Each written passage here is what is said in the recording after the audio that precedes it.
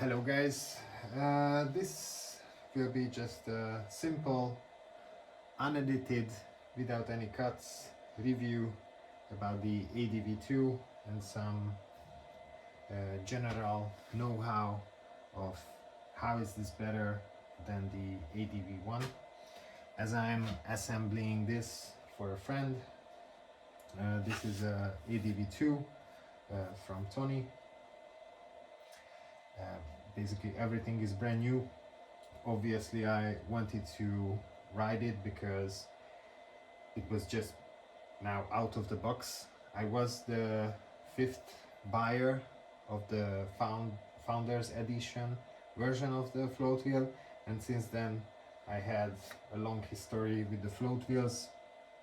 I won't bother talking about that, but it actually came along. It's a super nice complete board now. I love the motor cable with this twisting, turning motor connector. Super nice, you cannot just rip it off.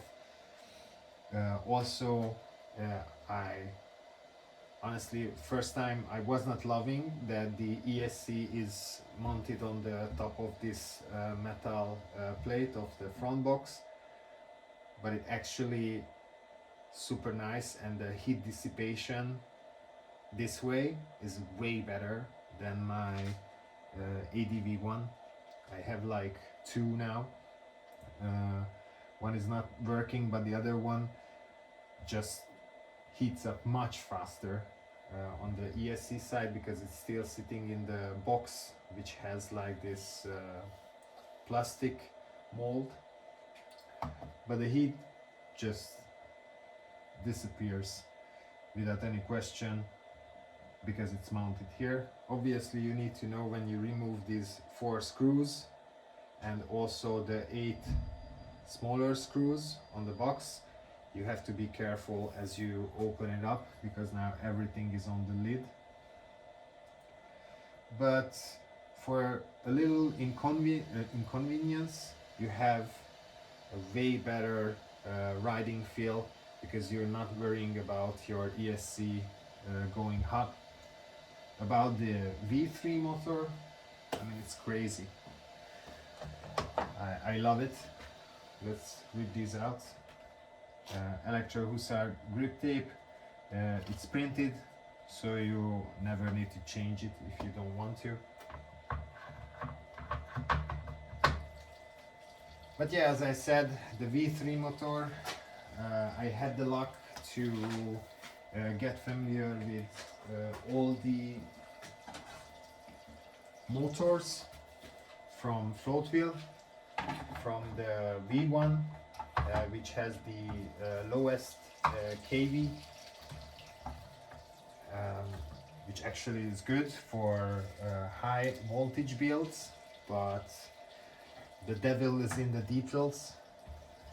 So it's not just like a simple, oh, okay, I have an ADV1 Founders Edition because they just made like, I don't know, 80 of it. I heard 200, maybe 80, which is the default, and follows the winding of the hypercore. Yeah, so this V3, I saw the video from the Float Life where Nico took it out in San Francisco, and they did not see much differences, like 1 or 2 degrees difference, and it even had this cooling oil inside the motor. But yeah, despite that, I had a lot of riding with the ADV1 motor, and also the V1 CannonCore and the V2 CannonCore, and yeah, it's just not the same. So I think the cooling is way better with the V3, and also it's much less noisy. So it's silent basically, not like a lightsaber with, as with the V2 and V1 version of the CannonCore. It's maybe less top speed, or they claim like it's a similar top speed, but I think I was hitting almost nosedive territory duty cycles.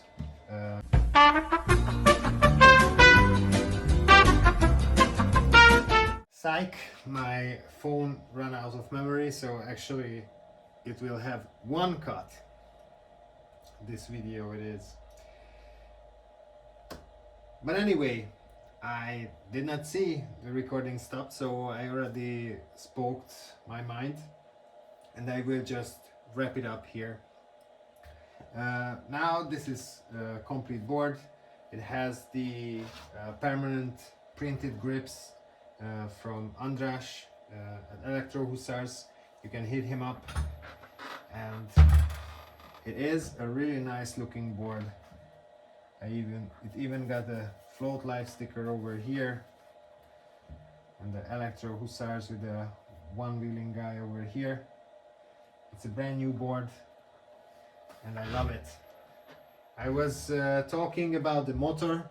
So with the V3, it has the N52 magnets, so you have to be aware when you're running a V3 motor, you cannot run it higher than 75 degrees of Celsius, because after 80 degrees the magnets start to degrade. For V1 and V2 this is not applying, because those can be heated up to 120 degrees. But this motor, all in all, it's much quieter, it's strong, it has the power. Yeah, I hit a bit less speed than with the V2 motor, because it also has different winding. You can put in the cooling oil. I would say do not do it. If you have a fusion core setup, do not do it, because the ESC is sitting inside. But the ESCs also have a similar, like 80 degrees tops thermal heat limit, so it's a nice all-in-all motor. Regarding the battery, we have 50S Samsung cells, at least that's the type of it, but the configuration is 20S2P, 17S2P in the back, and 3S2P, so 6 cells in the front with the ESC. I love the ESC configuration. I actually did not like the convenience of putting it together, because now everything is mounted on the metal plate, but the heat dissipation is great. Maybe I already talking about this in the 5 minutes, so don't judge me if I cannot recall every single sentence I had in the first 5 minutes before my phone storage ran out. But I love it how they made it, because if you put it together, you will have a much better riding experience. This is not a sponsored video. This is really just a honest take about my progression riding float wheels, because Future Motion is behind me for more than 3 years now, thank God. And this out of the box was just a surprise for me as I opened up the VESC Tool app. This motor was not even shipped for this actual board, so yeah, I was like, oh, I definitely have to do the motor configuration, the EMU calibration. No, nothing. It just works out of the box. I was looking at the values for an hour, because I could not believe my eyes that, oh, this looks good, this looks good, this looks good. Everything looked good, you know, from the start. And then I was like, okay, I should just try it out, and it worked fine. So if you're a newcomer to the VESC world, you don't have to be an expert, and you can just buy this, you know, get it configured by the start, and basically now it's a plug and play. I think this is what the Floatwheel team intended to have from the start with the ADV1, but obviously that had some issues in the beginning, which was all worked on and resulted in this beautiful board, which you can allow you to to actually start riding VESC. So you have the right to repair, easy to swap out things. All the screw layout are symmetrical. I love that fact. The front box, the rear box are symmetrical. So you can remove the ESC, put it into the motor, have the same amount of cells in both sides, have it fully evened out and symmetrical. And this just comes with the whole float wheel package, because also the bumpers are symmetrical and identical. You can swap those out. I actually recommend, for example, these screws, these long screws which hold the bumper to the foot pad, which is also a super smart design idea. When you brake too much and hit the ground with this rear bumper, at some time after, you should swap it out. Not just the screws, you can also swap out the bumper, so you evenly damage it if you don't want to ride switch and actually damage both evenly. But I recommend everyone riding switch, because that's just how you can land tricks better, and also how you get better as a rider.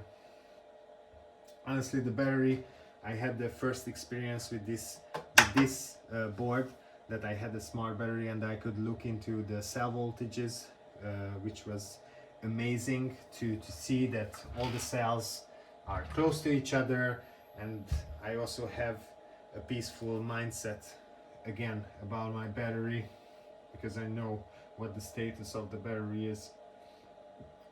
And yeah, all these things are come together as the ADV2. I have to say, I would not call the ADV Pro Rails the Pro Rails, because I would consider this the Pro Rail. It's looking much nicer, a little bit thinner here. It's not as beefy as the Pro Rail, but that has 5 setting points. But when you start setting it, you realize 3 is enough. You even can have a low rider, set it a bit down, like ½ inch down, 1 centimeter down or something like this, or you can set it higher. It can eat more trail stuff like stones, roots, or uphills, whatever, but you can just leave it in the mid, and that's also fine. So yeah, this is the ADV review. I had maximum 80-100 kilometers on this one, because I wanted to preserve it for a potential new owner. And yeah, I fall in love with this board. I wanted to keep it. I want to keep the motor, I want to keep the new battery, also the new ESC. I just love this. And if you're thinking about if this will have longevity, it will, because you can just swap out the battery, the ESC itself. Anoid just silently released the 40S ESC they have. Also Jet Fleet from Slovenia is working on a 40S ESC.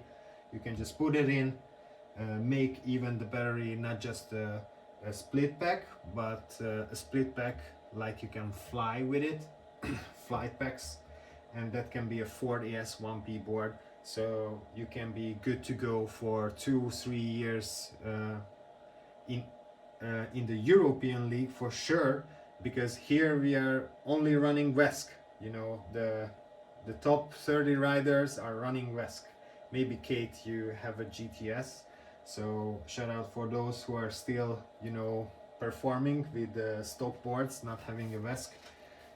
But this just have it all, so you can start out, learn how to ride, but you can still pick up with the 20S 2P battery configuration with all the racers, because it has the juice, it has the ampage. The motor needs to provide you the power which you need for racing. You can drop this down for high up.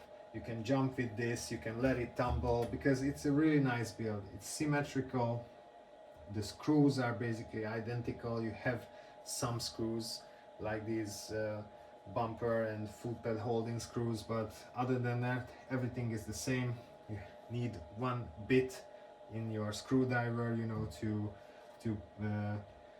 disassembling it.